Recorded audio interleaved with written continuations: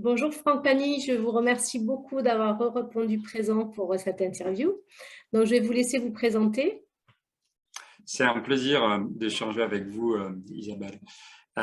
Donc moi, oui, je suis Franck Pagny, je suis facilitateur du changement chez Vivement Lundi. C'est une structure que j'ai créée en 2010, qui est justement donc consacrée, comme son nom l'indique, à créer les conditions pour que les collaborateurs disent Vivement Lundi, donc pour créer de l'engagement.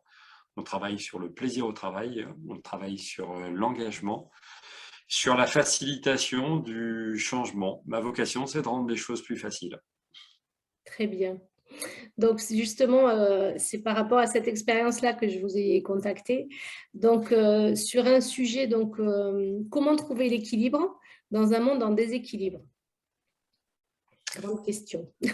Oui, c'est une grande question. C'est clair qu'aujourd'hui, je pense qu'on est confrontés tous à des changements majeurs. Tous nos points de repère que l'on pouvait avoir ont plus ou moins disparu. On se retrouve, je prends mon exemple concret, quand la crise du Covid est arrivée, que toutes les missions soient arrêtées totalement, et puis à devoir repartir vers de nouveaux territoires et des mondes inconnus, où aujourd'hui, j'ai quasiment changé de métier tout en gardant le même métier, par exemple, en animant aujourd'hui, je veux dire à 60%, 70%, j'anime les mêmes séminaires de 10 à 150 personnes, les mêmes formations de 8 à 150 personnes aussi, mais on sépare en petits groupes, en visio. Conférences, j'anime des visioconférences et c'est des formations hybrides que je fais aujourd'hui, maintenant que l'on peut de nouveau être en physique, donc en mixant présentiel d'un côté et accompagnement en visio. Alors comment s'appuyer sur peut-être ce que j'ai vécu qui peut être intéressant. Je crois que l'idée, c'est au départ, pour garder un peu son équilibre, il y a deux choses à mon avis. La première chose, c'est de se dire vers où je vais et je me projette à pas très loin, peut-être 1 an ou 2 ans, en disant dans 1 ou 2 ans, qu'est-ce que je veux arriver à faire. Et dans mon cas concret, je me suis dit, voilà Franck, si tu ne changes pas, t'es mort. Si tu ne changes pas, t'es mort. Donc dans 1 an, dans moins d'1 an, même dans quelques mois, tu dois être capable de faire le même métier, mais exactement le même métier, mais en visio. Si de nouveau un confinement arrive l'année prochaine, même pas peur. Aujourd'hui, je suis prêt à animer et à faire le même métier en visio. Premier point.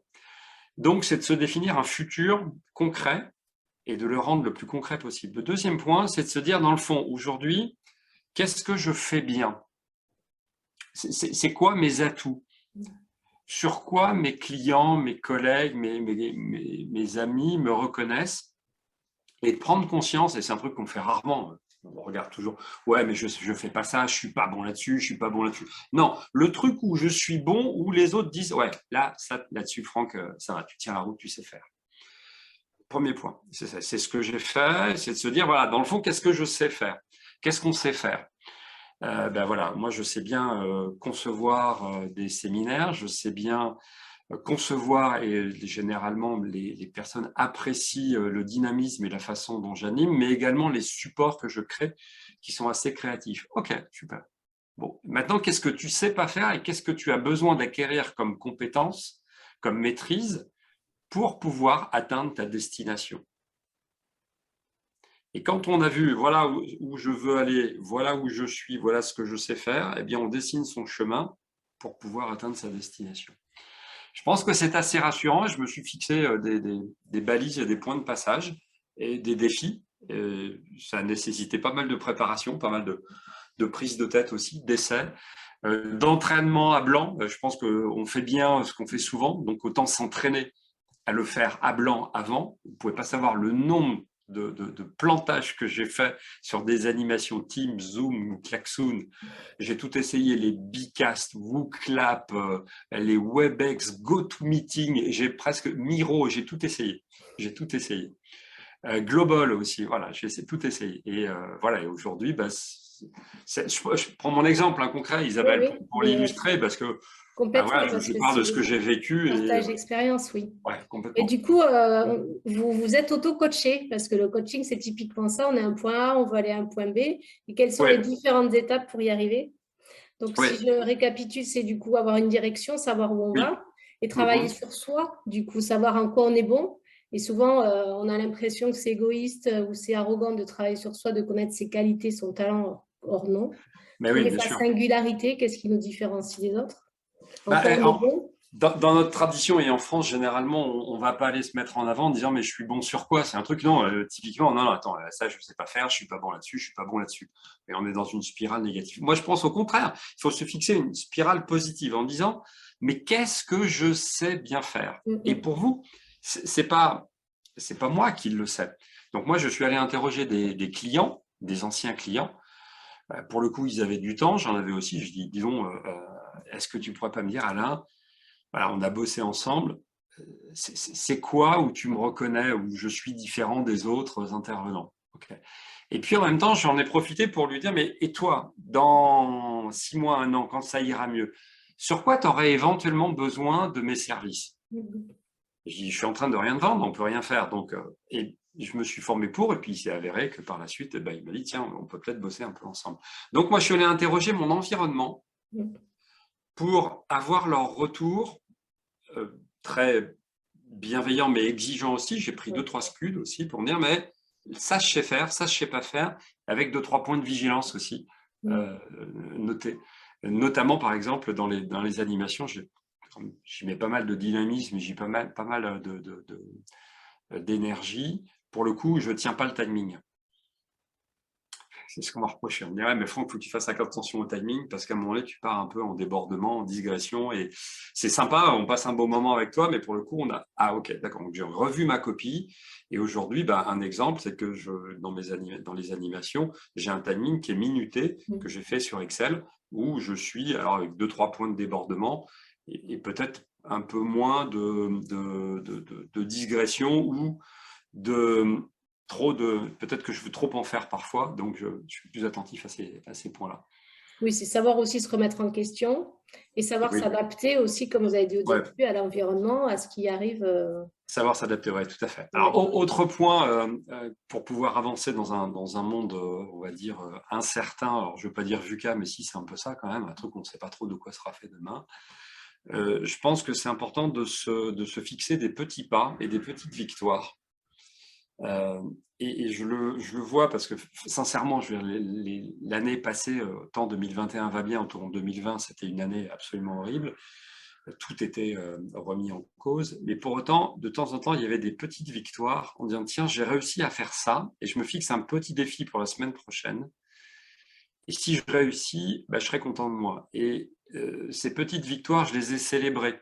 Oui, c'est C'est un truc qu'on important, fait peu, ça. C'est un truc c'est qu'on vrai. fait assez peu, de se dire, mais dans le fond, si j'ai réussi un petit truc, ben, je m'auto-célèbre. Mm, Alors, ça a l'air un peu bizarre quand même.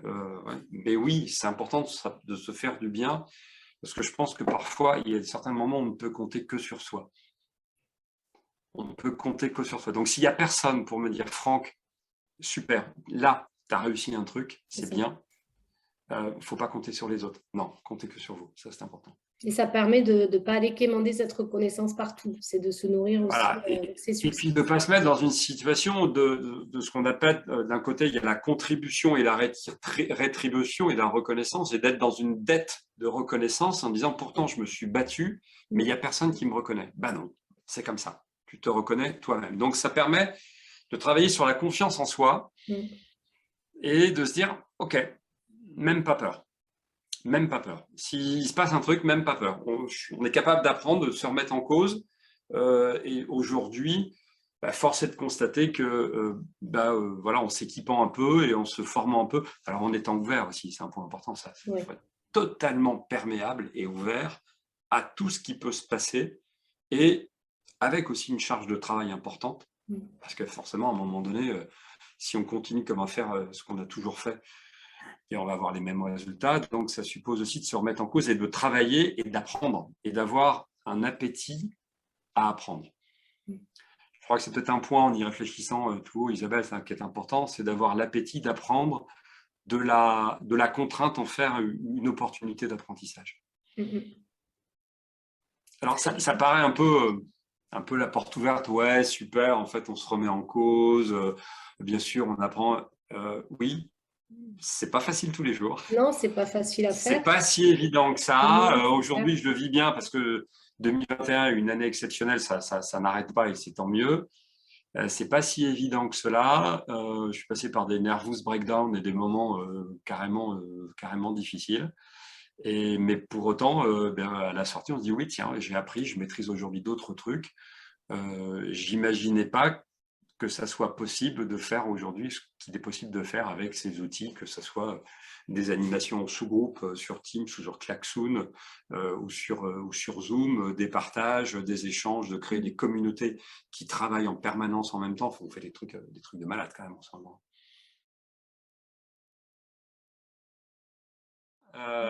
C'est effectivement, de se poser pour se fixer un futur désirable en disant voilà où je veux aller. Deux, de prendre du temps pour soi pour formaliser ses atouts et ses points forts, quitte à aller interroger son environnement sur ce que l'on maîtrise bien. Trois, c'est de se fixer des petits points de passage et des petites victoires et de les célébrer. Et puis, quatre, je dirais, c'est d'être absolument ouvert à toute solution d'apprentissage et de se dire que tout ce qui peut se passer peut être une bonne opportunité. Ok, j'y vais, j'apprends, je teste, ça marche, je continue, ça ne marche pas, j'abandonne. Et de ce fait, on va avancer. Carrément, donc c'est bien résumé. C'est aussi laisser la porte ouverte à ce qui peut arriver dans la vie. Donc, du coup, se fixer des objectifs, mais se laisser l'opportunité de rencontres, lever la tête un peu du guidon aussi, pour justement se poser toutes ces questions et se laisser porter avec les rencontres qu'on peut faire. Et on peut faire de formidables rencontres. Et aujourd'hui, je pense que dans toutes les rencontres, on peut avoir un apprentissage et puis un échange très, très riche.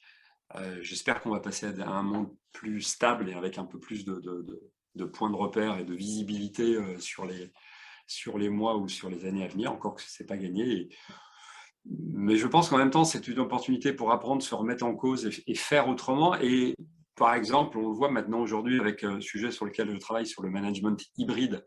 Aujourd'hui, les managers sont confrontés à ça et c'est ce que je fais aujourd'hui, d'accompagner des équipes sur le management hybride, l'animation de réunions en mode hybride, savoir faire confiance à ces équipes, par exemple. Eh bien, en fait, on s'aperçoit que ça permet et ça facilite la productivité, notamment dans les équipes, mais aussi la qualité de vie au travail, et ça favorise les échanges aussi avec ses proches, puisqu'on est plus proche d'eux, étant plus présent à la maison. Ça suppose aussi un peu de s'organiser. Et en même temps, comme on se déplace moins, c'est aussi très bon pour notre planète, et je crois qu'elle en a cruellement besoin. C'est sûr. Bon, ben merci beaucoup, Franck, pour tous ces conseils. Isabelle, et toujours à votre disposition pour ces échanges. Merci.